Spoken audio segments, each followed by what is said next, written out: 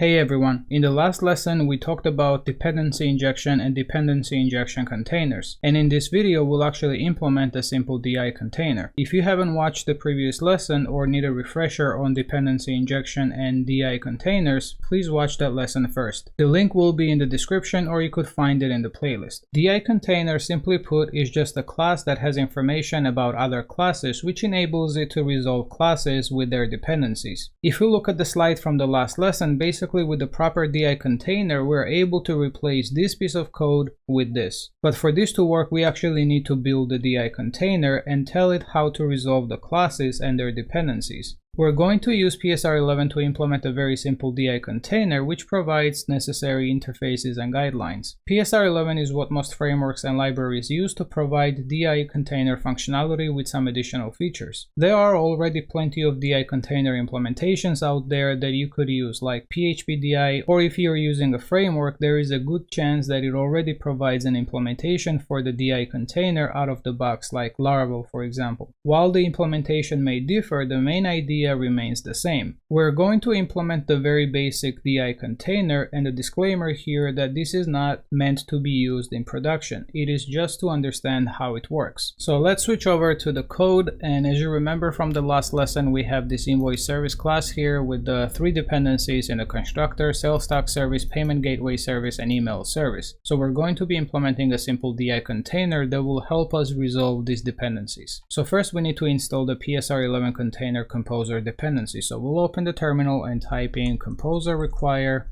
PSR container, and after that's installed, we're going to create a new class here called container, which will implement the container from the PSR11.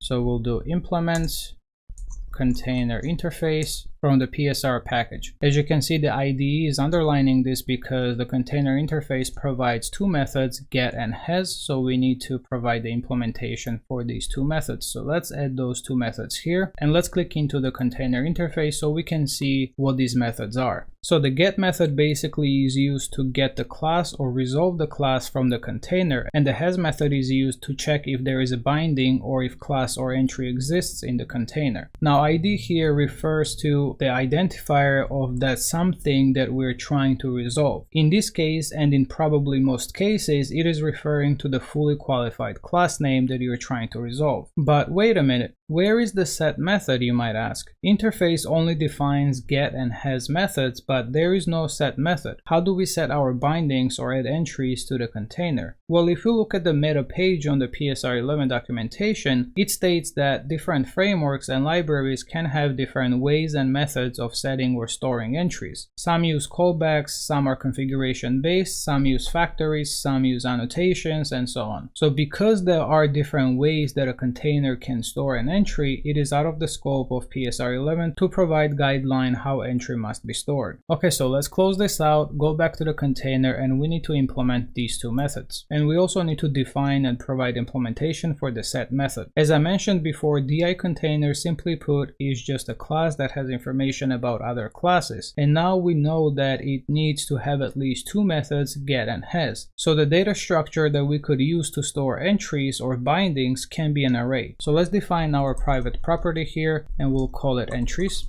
and we'll set that to an empty array by default. Now we can easily implement the has method because we know that they should return true if the entry exists and false otherwise, so we could use isEt function for that. So we can do return isEt these entries ID. Next we can implement the set method. So we're going to create a set method here, and this method will accept two arguments. First again is the identifier, which is the fully qualified class name, and the second is the implementation or the resolver of that class. We'll use the callback based binding for now, and we'll type hint it as callable, and we can call it concrete. You could also think of the second parameter as a factory that is responsible for creating the object of whatever class it is that you want to get from the container. And implementation of the set method is pretty simple for our simple DI container because we just need to add the entry to the entries array. So we'll do this entries ID equals to concrete. Finally, we need to implement the get method. According to PSR 11, if entry isn't found, it needs to throw not found exception. So we can simply use the has method here, and if that returns false, throw the exception. PSR 11 also provides interfaces for exceptions, so we could create our own custom exceptions and implement those interfaces. So we could throw here something like not found exception. So we need to create this class, and I'm going to add that class within app exceptions namespace, and we'll create a new directory within there called container and add that in. We need to extend the base exception class, and we need to implement not found exception interface from the PSR container, and we don't need the constructor here. So we'll go back to the container and we'll put in some generic error message here. It doesn't really matter for this example. Next, we need to get the entry from the entries array. So we'll do entry equals this entries ID. And finally, since we know that the entries are callable because of the type hint that we set within our set method, we could simply just call it and return the return value of the callback. So we could do something like return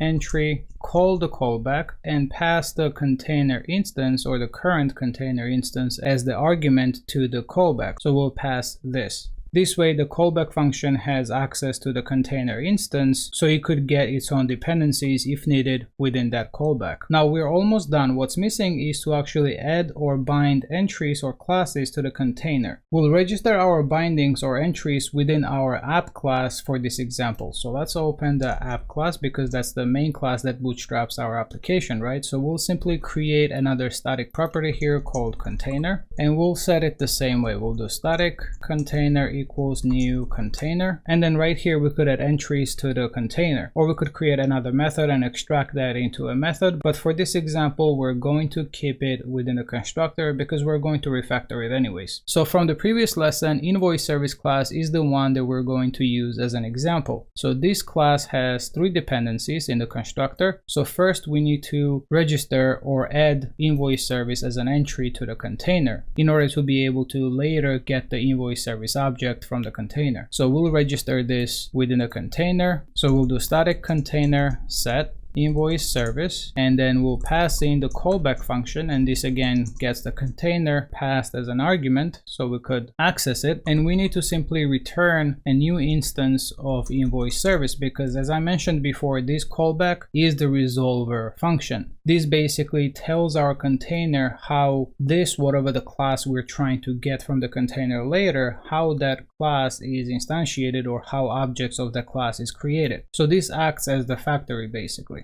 Now, because we're creating the new instance of invoice service, we still need to pass down the dependencies here, right? Because this one has 3 dependencies here. It has sales tax service, gateway service, and email service. And because we have access to the container from within the callback, we could simply get those dependencies from the container as well. So we could do container get sales tax service, container get payment gateway service, and container get email service.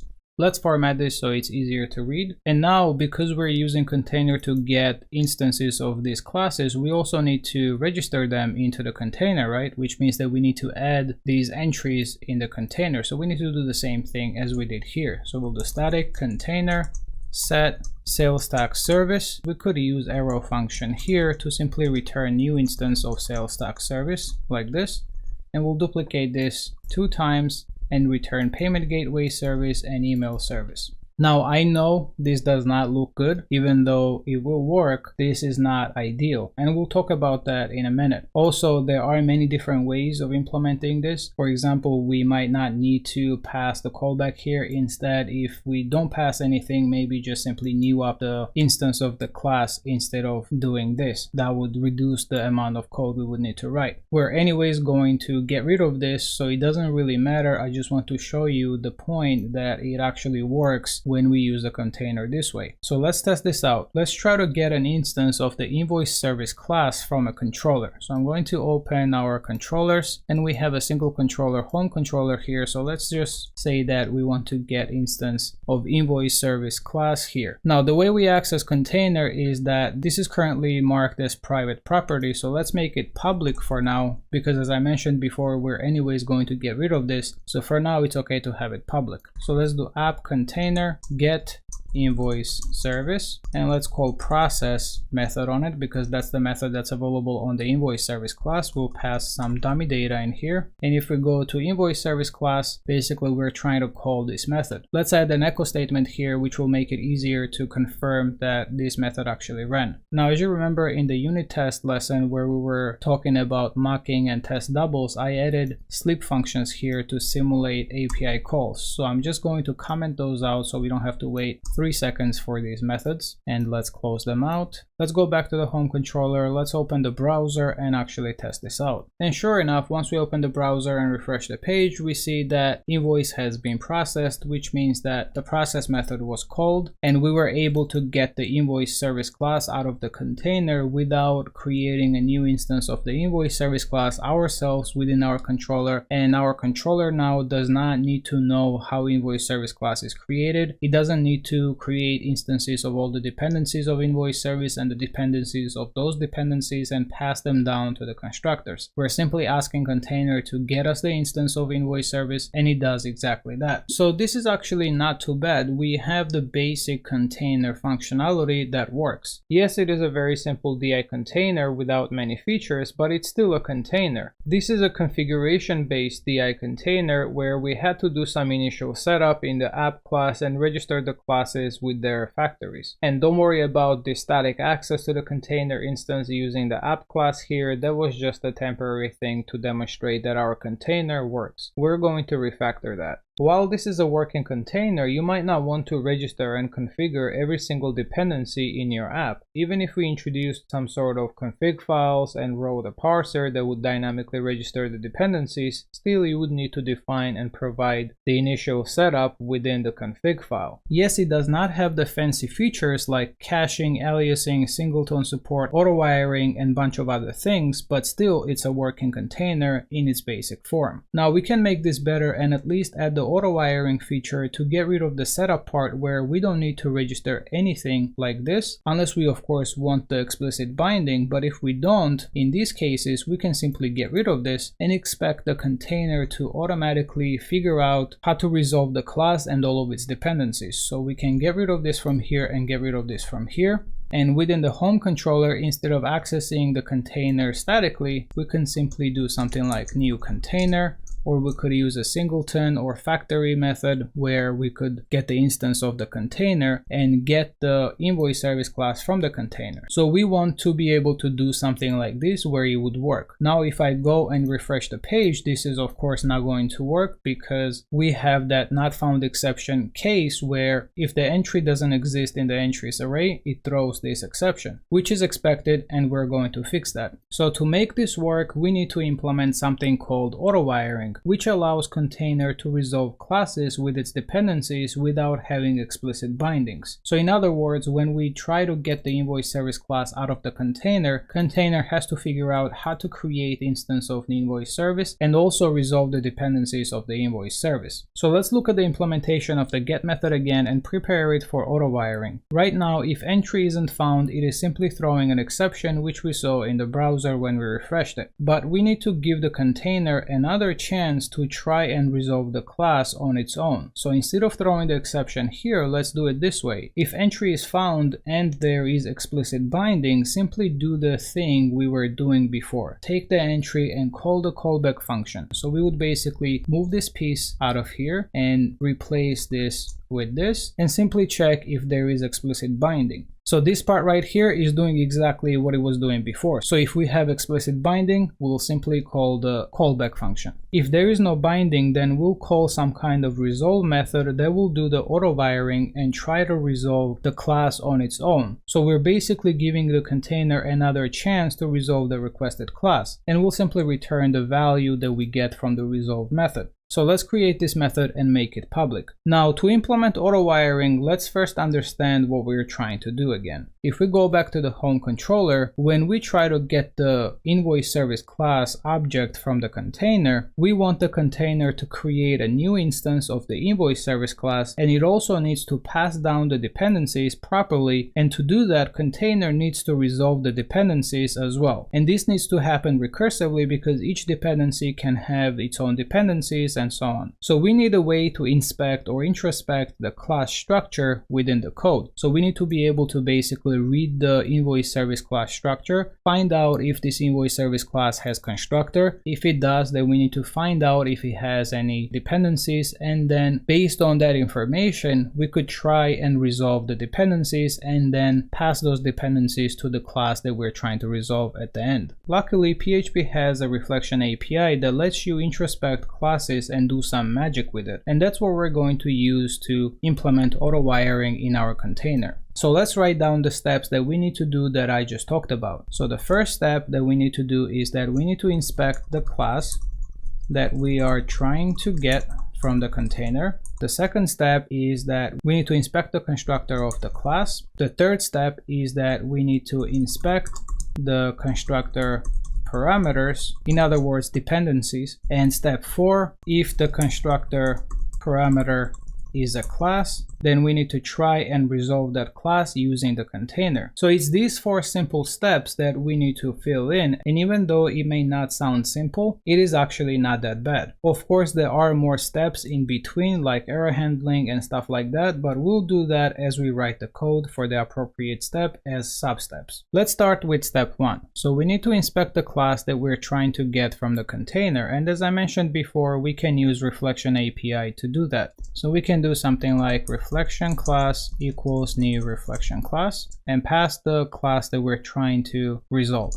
Before moving on to step number 2, we need to do a little sub-step here to check if the class is actually instantiable, because what if it's an abstract class or an interface and we don't have the support or handling for that. We'll talk more about interfaces and how to resolve them from the container later, but for now we don't have support for that because container won't know how to create a new instance of an interface. So class has to be instantiable. We can check if the class is instantiable by calling a method called isInstantiable from the reflection class. So we can do if class is not instantiable, throw some kind of container exception. And we don't have the container exception class, which we'll create. And as I mentioned before, PSR 11 does provide the interfaces for the exceptions. We got the interface for the not found exception, and we also have the interface for container exception. So we'll create this class within the exceptions container namespace. We're going to extend the base exception and we'll implement container exception interface from the PSR container. Let's close this out and we'll use a generic message here, and it doesn't really matter for this example, so we could say something like class ID is not instantiable. Now we're ready to move on to step number 2. For step number 2, we need to inspect the constructor of the class. To do that, we can get the constructor from the reflection class object by calling getConstructor method, and we can store it in a variable. So we could do something like constructor equals reflection class getConstructor. And if we inspect the getConstructor method, we see that this returns either an object of reflection method or null if there is no constructor. So let's close this out, and before moving on to step number 3, we again need to do a little sub-step here to check for the cases where class has no constructor. Because if there is no constructor, that means that no dependencies, and it means that we don't need to resolve any dependencies. We could just return the new instance of the class. So we could add a check here if there is no constructor, simply new up the class that we're trying to get from the container. So we'll do return new ID. We could also use a method from the reflection class called newInstance to get the new instance of the class, but this is simpler and it's also easier to read. Now we can move on to step number 3. For step number 3, we need to inspect the constructor parameters. We can use a method called getParameters on the reflection method instance to get the method's parameters. And as you remember, getConstructor returns an object of reflection method or null. And we have the handling for null here. So in here, we can say that constructor is an object of a reflection method, so we could get the parameters from that object. Now, before moving on to step number 4, we need to do another sub-step here to check if there are actually parameters in the constructor, because class can have constructor without any parameters, right? In that case, it's again easy peasy. We could simply new up the object and return it because it has no constructor dependencies. So if we go back to the container, if we have no parameters, we can simply return new instance of the class. And we could of course combine this and this into a single if statement. I just like to separate them out this way so that it's easier to follow and read. Now let's inspect the get parameters to see what it returns. We can see that it returns an array of reflection parameter objects. So if it has no parameters, then it returns an empty array, and that's what we're handling it here. If it does not return an empty array, then we know that we have some parameters, so we have to build the handling, which is part of step 4. So for part of step 4, we need to check if the constructor parameter is a class and then try to resolve that class using the container itself. And that's the recursive step right here. And we need to do this for each parameter. So step 4 is where we're going to build up the dependencies. So we need some sort of variable to store these dependencies that we could pass to the new object of the class. And this can be an empty array, and then we can use a loop to loop over each parameter and resolve the class properly and add the dependency into the dependencies array. Or instead of using loops, we could use array map and pass the callback here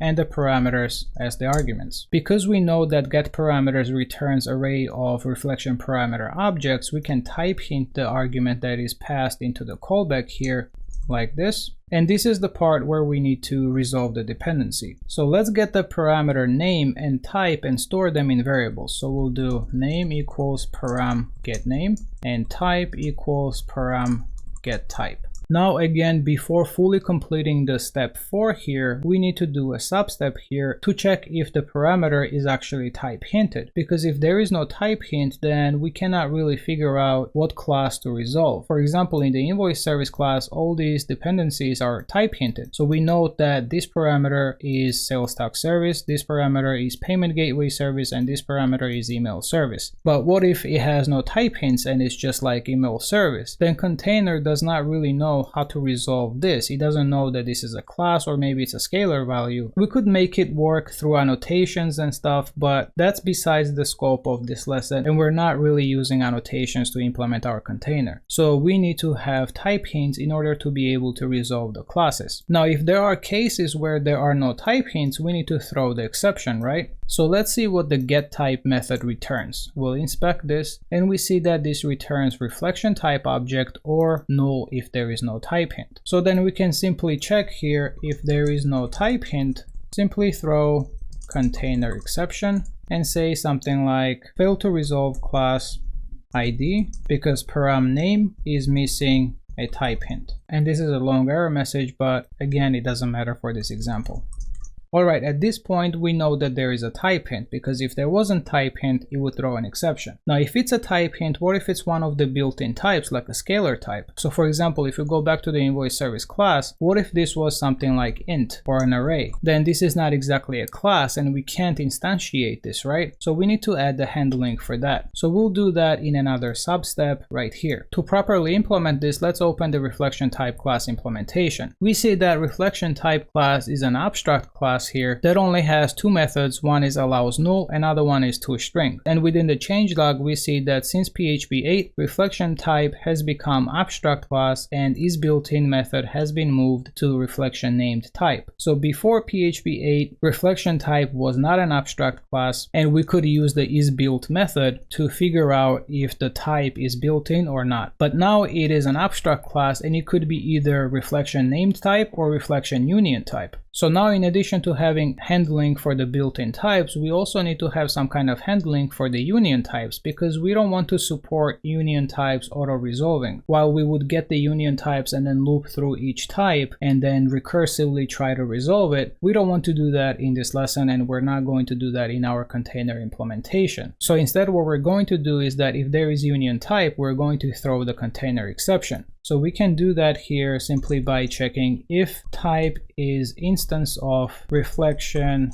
union type, simply throw new container exception. And for the message, we'll say something similar to this, but we'll change it a bit and say that it failed because of union type for param name. Alright, now that we have the reflection union type handling, we need to have the handling where the type is not a built-in type, because if it's not a built-in type, then we can try to resolve that as a class. So we can do if type is instance of reflection named type, and type is not built in, then we can try to resolve this class. Otherwise, we can throw the container exception. So we can say that it failed to resolve class ID because of invalid parameter. So now all is left to actually implement the step number 4 right here. This is where the most magic happens. So let's read the step number 4 again. If the constructor parameter is a class, then try to resolve that class using the container. So we know that type is not a built-in type, so we can try to resolve that from the container. So we could use the get method from the container. So we'll do this get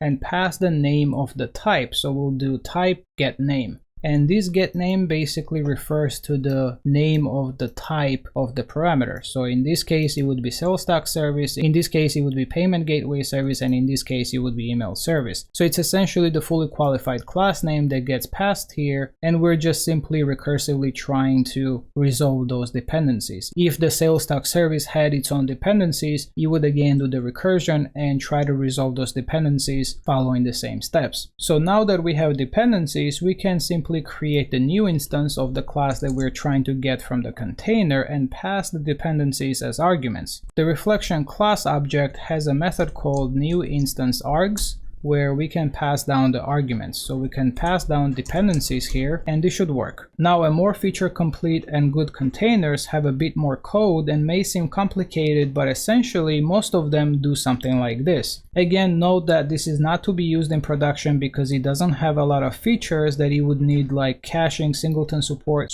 for optional, regular, and periodic parameters, and does not consider some edge cases. It's just to demonstrate how DI container works behind the scenes in its simple form when you take away all the fancy features. We could also clean this up a bit and extract the dependency resolving part into its own method and maybe clean up the exception throwing to use better messages and so on, but that's besides the point of this lesson. Let's test this out to make sure that it still works. Let's switch to the home controller, and we're still trying to get the instance of invoice service class, and we don't have any explicit bindings in the container. So let's open the browser now and refresh the page and see if it works. So this was the exception we got before when we had no implementation. Let's refresh the page, and sure enough, we see that invoice has been processed. This means that our DI container works as expected and we don't have any explicit bindings. So we did not have to do any setup that we did before in the app class. It simply works. Now, while this is good and we have a working container with Autowiring, it still doesn't feel or look right. We're still instantiating this container right here and then trying to get the class from the container this way. What we want to achieve instead is to inject the invoice service class within the constructor of the controller. So the ideal scenario is that when we do constructor here, we can simply inject invoice service